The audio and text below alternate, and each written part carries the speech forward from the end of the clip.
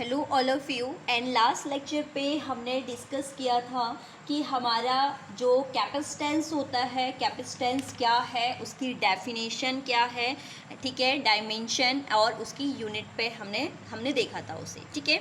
और आज का जो प्रूफ रहेगा वो है आवेशी चालक की स्थितिज ऊर्जा।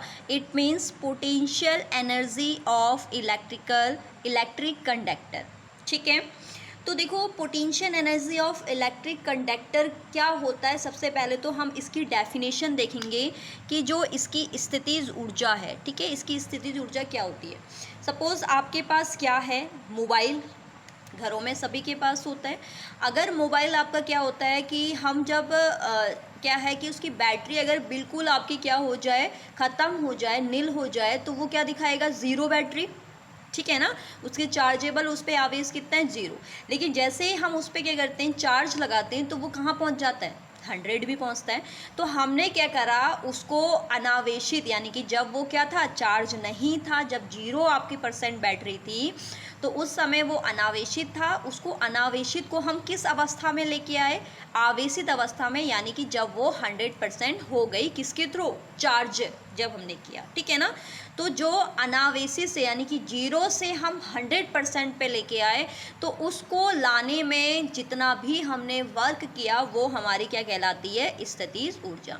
यानी कि अगर हम सिंपली फिजिक्स की लैंग्वेज में देखें तो किसी भी अनावेशित वस्तु को आवेशित करने में किया गया कार्य, ठीक है, मतलब किसी भी चालक की, किसी भी कंडक्टर की वैद्युत स्थितिज ऊर्जा उस कार्य के बराबर होगी जब हम किसी भी अनावेशित वस्तु को क्या करेंगे, या अनावेशित चालक अवस्था से उसको कहाँ लाएंगे, आवेशित अवस्था तक लाएंगे, ठीक है ना। तो अब हमें पता है, हमने जो लास्ट लेक्चर पे कॉन्सेप्ट करा था वो था Q = CV, यही कॉन्सेप्ट था, Q = CV। अब इसमें क्या है कि हम क्या कह रहे हैं कि जो आपका, सपोज़ हमने इसको मोबाइल ऐसे आपका बना लेते हैं इसे, ठीक है, क्योंकि साइंस जो है वो आपके एक्सपेरिमेंट से अच्छे से समझ में आती है। और एक हमने मोबाइल बना दिया ये, ठीक है। तो यहाँ पर इसका चार्ज कितना है, 0। अभी Q की वैल्यू क्या है, 0, क्योंकि नील हो गया ना, बिल्कुल ख़त्म हो गई बैटरी। तो Q 0 है, तो इसका मतलब V की वैल्यू भी क्या होगी, 0, क्योंकि हम कॉन्सेप्ट पढ़ चुके हैं कि Q प्रोपोर्शनल होता है V लास्ट लेक्चर में। तभी ये प्रोपोर्शनल के साइन को हटने पर हमारा कांस्टेंट आया था C, जिसे हम धारिता बोलते हैं। तो जब हमारे अब स्टार्टिंग में क्या है कि मोबाइल क्या है, अनावेशित अवस्था में है, तो उस कंडीशन पे आवेश उसके पास कितना है, Q 0 होगा, तो V भी कितना हो गया, 0। लेकिन जैसे ही हमने इसको क्या किया, चार्ज किया, तो चार्ज करने पे ये क्या हो गया आपके पास, सपोज़ हमने इसको कितना आवेश दिया, Q दिया, मतलब जो हम 100% कह रहे हैं चार्ज करा हमने, तो Q आवेश दिया, तो इसके पोटेंशियल में कितने का इंक्रीमेंट हो जाएगा, V का। तो टोटल पोटेंशियल क्या आएगा, औसत विभव, क्या निकालेंगे हम, औसत विभव।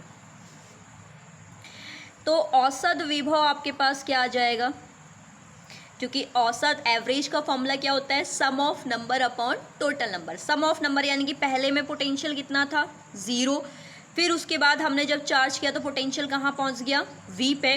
तो औसत विभव क्या हो गया, स्टार्टिंग में था 0 और बाद में हो गया V, कुल संख्याओं का योग, sum of number upon total number, यानी कि 1 और 2, कितने हैं टोटल, 2। तो औसत विभव हमारे पास कितना आ गया, एवरेज पोटेंशियल हमारे पास कितना आ गया, औसत विभव कितना आ गया हमारे पास, V/2। क्लियर है इतना, ठीक है, V/2 हो गया। इसके बाद हम क्या करेंगे, देखो औसत विभव हमारे पास मिल गया, हमें क्या निकालना है, स्थितिज ऊर्जा, यानी कि ऊर्जा, यानी कि हमें क्या चाहिए, कार्य। तो कार्य निकालने के लिए हम क्या करेंगे, आपने फर्स्ट चैप्टर में एक लेक्चर पढ़ा था कि जब हम किसी आवेश को अनंत से वैद्युत क्षेत्र के अंदर लाते हैं तो किया गया कार्य हमारा क्या कहलाता है, विभव। तो यहाँ से वर्क का फॉर्मूला क्या बन जाएगा, देखो, W = देन क्रॉस मल्टीप्लाई से V × Q। क्लियर है।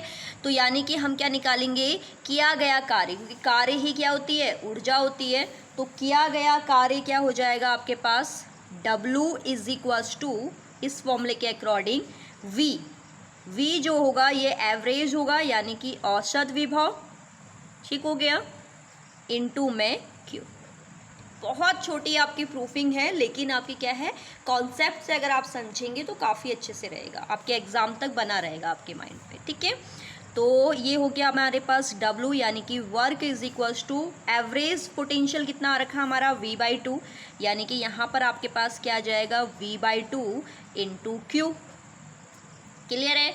यहाँ से फिर आपके पास क्या आएगा, W is equals to V/2। फिर यहाँ पर आप कॉन्सेप्ट लगाएंगे, चूंकि आपने पढ़ रखा है क्या कि Q बराबर क्या होता है CV, Q is equals to CV। तो यहाँ पर Q की जगह आप प्लेस कर देंगे किसको, CV को। देन फाइनली आपके पास W क्या आ गया 1/2 1C और 2 आपके V है यानी कि V²। फिर यहाँ पर आप डालेंगे क्या, कार्य ही क्या है, ऊर्जा है, कार्य ही ऊर्जा है। तो जब कार्य ही ऊर्जा होगी तो उस कंडीशन पे क्या हो जाएगा, यानी कि W को हम क्या काउंट करेंगे, U। तो फाइनली आपके पास U क्या आ गया, हाफ CV²। प्रूफ्ड, ठीक है। तो क्या होता है, सिंपली हमारे पास क्या रहेगा कि किसी भी चालक की स्थितिज ऊर्जा उस कार्य के बराबर होती है जिसमें हम उसको अनावेशित अवस्था से कहाँ लाते हैं, आवेशित अवस्था तक लाते हैं। तो पहले आप कहेंगे माना हमारे पास एक चालक है जिस पर आवेश क्या है, स्टार्टिंग में 0 है, तो विभव भी क्या होगा 0। लेकिन जैसे ही हमने इसको आवेश दिया Q तो इसके विभव में कितने की वृद्धि हुई, V। तो आप टोटल पोटेंशियल निकालेंगे। अब यहाँ पर क्वेश्चन बनता है कि पोटेंशियल हमने क्यों निकाला, क्योंकि हमें वर्क चाहिए, और वर्क किससे रिलेटेड है, आपका विभव से रिलेटेड है। तो इसलिए हमने कहा ठीक है। तो औसत विभव हो गया क्या, कुल संख्याओं का योग, पहले 0 था विभव, फिर V हुआ और अपॉन में 2, तो टोटल आपके पास आ गया V/2। तो कार्य निकालने, स्थितिज ऊर्जा यानी कि ऊर्जा निकालने के लिए हमने कार्य निकाला, तो W बराबर हमारा इस फॉर्मूले के अकॉर्डिंग, विभव की डेफिनेशन के अकॉर्डिंग क्या आ गया, V इंटू Q। V की वैल्यू हमारी क्या है, V/2 इंटू Q, और Q किसके बराबर होता है, CV के, ठीक है। तो देखिए आप, ऐसा नहीं है कि आप किसी लेक्चर को स्किप कर रहे हैं और आगे पढ़ रहे हैं तो आपको कुछ समझ में नहीं आएगा, क्योंकि फिजिक्स में क्या होता है ना, हर प्रूफिंग क्या होती है, एक दूसरे से कनेक्टेड होती है। अब इसमें क्या है, देखो पहले आपका ये फॉर्मूला अप्लाई हुआ जो पिछले लेक्चर में है, ठीक है, ये वाला फॉर्मूला अप्लाई हुआ, ये भी पिछले लेक्चर। जब आपको इन दोनों फॉर्मूलों के बारे में ही नहीं पता होगा तो आप यहाँ पर पुट कैसे करेंगे, ठीक है। तो इसलिए आप किसी भी लेक्चर को स्किप ना करिए और बहुत ही अच्छे तरीके से पढ़िए, ठीक है। तो आई होप आपको ये प्रूफिंग समझ में आई होगी। एंड नेक्स्ट लेक्चर में हम रीडिस्ट्रीब्यूशन ऑफ चार्ज पढ़ेंगे। इससे रिलेटेड कम से कम 3 से 4 प्रूफिंग आपकी है और एग्ज़ाम में आती भी है, ठीक है। तो अगर आपको ये वीडियोज़ अच्छी लग रही हैं तो ज़्यादा से ज़्यादा शेयर कीजिए, जो कि सब बच्चे इसका लाभ उठा सकें।